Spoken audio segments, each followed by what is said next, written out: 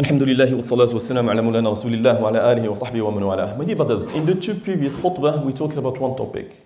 And today we are going to talk about the same. And that is for a reason. We talked about the anger. And that is for a reason.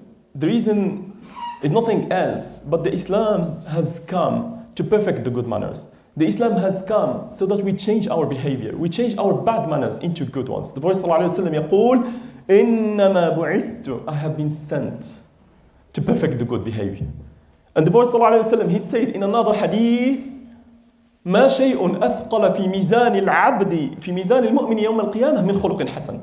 There's nothing that is heavier in the balance of the believer on the day of the resurrection more than the good manner.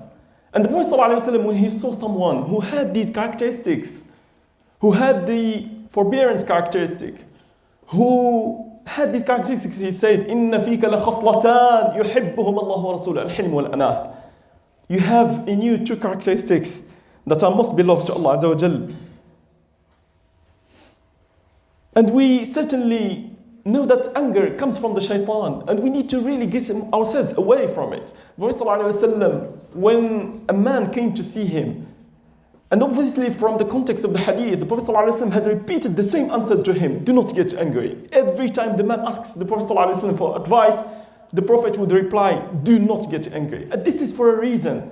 Maybe the Prophet ﷺ saw in him that the characteristic that he had to change was this, that which he had to work on when it comes to his weaknesses was that the anger. And that's why the Prophet ﷺ has advised him accordingly.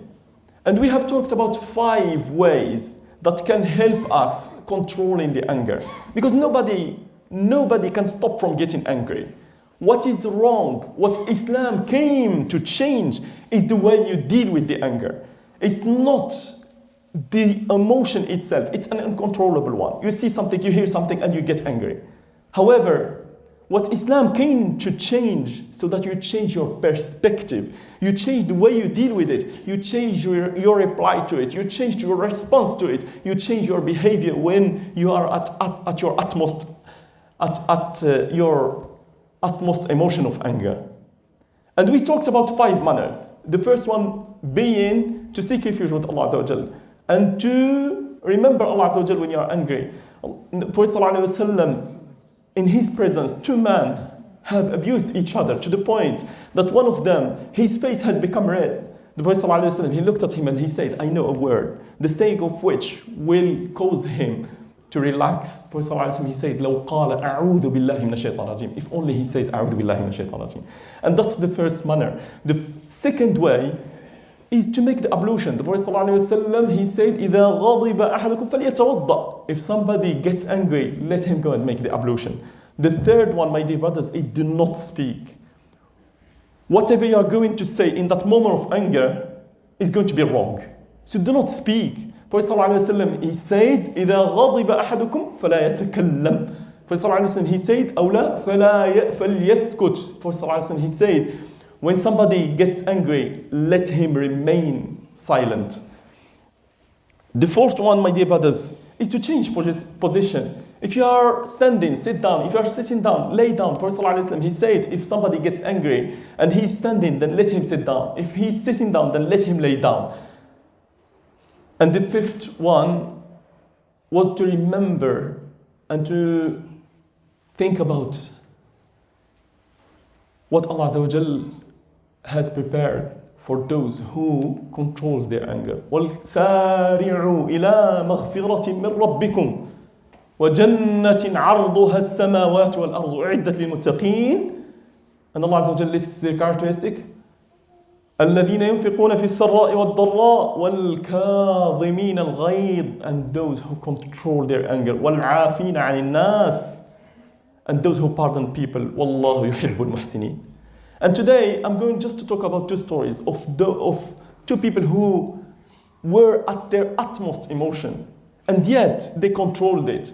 And the purpose is to show, as they have controlled it, wallahi, we can control it. Islam never came with something that is out of our reach. Islam only came with that which we can do, that which we can change. So when the Prophet ﷺ, he told the man, لا تغضب, meaning do not let your anger get control of you, because it was within his reach. Yes, it might require some work, but wallahi, it is within our reach. Whatever Islam came with is what Allah Azza wa Jal, who created us, who knows that we can change. And Islam came so that we reflect that change in our manners, in our behavior, in the way we speak, in our manners in general. And two stories. The first one is the story of Umar. Umar, radiallahu anhu, one day, Uyaynat ibn Hisn, he came to see the son of his brother. He's called Al-Ahnaf ibn Qais. And Al-Ahnaf ibn Qais had a good status. And Umar used to make him one of those who will be in the setting of Umar. So when Umar takes the decision, when Umar discusses the matters, Al-Ahnaf ibn Qais would be one of those people, because he was one of the Qurra, those who knows Quran, those who knows halal wal haram. So Umar would take advice from him.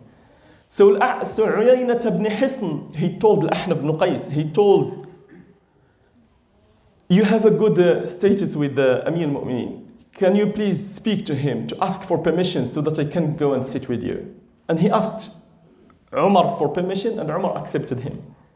And when he came, and just before I talk about the exchange that has taken place, Prophet ﷺ, he said, "In anzilu nasa manazilahum." You need to give people the right status. You can't speak to the queen in the same manner as you speak to everybody on the road. You can't speak to people with high status in the same manner. And when he came and when he entered into Umar radiallahu anhu, he didn't say, Ya Amir al-Mu'mineen. He said, Here, Ibn al-Khattab. Like, oh you man, or oh you Umar. He said, Wallahi ma tu'atina al-jaz wa la tahkumu fina bil-'adl. Wallahi, you don't give us, you don't judge between us with justice. Upon these words, Umar, he became red of anger. فغضب عمر فهم أن يضرب به فهم أن يقع. Umar came red with anger, and he was about to harm him. Al-Ahnaf ibn Qais, he said, يا أمير المؤمنين لقد قال الله تعالى لنبيه, O أمير المؤمنين, Allah Azza wa Jal told his prophet, خذ العفو وأمر بالعرف وأعرض عن الجاهلين. يقول راوي الحديث, the narrator of the hadith, he said, والله ما جاوزها عمر. Wallahi, he has not added a word upon hearing this. Wallahi, Umar, he didn't make a single action or added a word when he heard this. يقول وكان وقافا عند كتاب الله. Meaning that Umar used to hear a verse, Allah, he will never go beyond what the verse asks. This is the first story. The second story is the story of Maymun ibn Mihran. Maymun ibn Mihran, he had a servant. That servant lady one day, while he had some guests, she was bringing a plate with food. And she stumbled and she had versed all the food upon him. So Maymun ibn Mihran, in a situation where he has guests, he became angry and he was about to harm her. She said, أذكر قول الله تعالى والكاظمين الغيظ, and those who suppress their anger. He said, I do. She said, وَالْعَافِينَ عَنِ النَّاسِ. She said, and apply what comes after it, which is, and those who pardon people. He said, I pardon you. She said, وَاللَّهُ يُحِبُّ الْمُحْسِنِينَ. She just completed the verse, which is, and Allah loves the good doers. And he said, اذهبي فأنتِ حرة لوجه الله. Go, you are free for the sake of Allah. These are two stories and two people who have been able to suppress their anger in their utmost emotion. It's just to show us that yes, as these people have been able to, if we put the right intention, if we put the right effort, wallahi, we will be able to. صلى الله العظيم رب العرش العظيم أن ينفعنا بما سمعنا وأن يعلمنا ما ينفعنا إنه ولي ذلك والقادر عليه. اللهم اصلح لنا ديننا الذي هو عصمة أمرنا ودنيانا التي فيها معاشنا وآخرتنا التي إليها معادنا. اللهم إنا نسألك علما نافعا ويقينا صادقا وعملا متقبلا يا رب العالمين. اللهم أصلح لنا ديننا الذي هو عصمة أمرنا ودنيانا التي فيها معاشنا. اللهم إنا نسألك الهدى والتقى والعفاف والغنى. اللهم اغننا بحلالك عن حرامك وبفضلك عن من سواك. اللهم اغننا بحلالك عن حرامك وبفضلك عن من سواك. اللهم إنا نسألك يقينا صادقا وعملا متقبلا. اللهم إنا نعوذ بك من علم لا ينفع، ومن قلب لا يخشع، ومن دعوة لا يستجاب لها.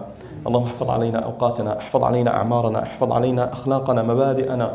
اللهم أبرم هذه الأمة أمر الرشد يعز فيه أهل طاعتك ويذل فيه أهل معصيتك، ويأمر فيه بالمعروف وينهى فيه عن المنكر. إن الله وملائكته يصلون على النبي يا أيها الذين آمنوا صلوا عليه وسلموا تسليما. اللهم صل على محمد وعلى آل محمد كما صليت على إبراهيم وعلى آل إبراهيم إنك حميد مجيد.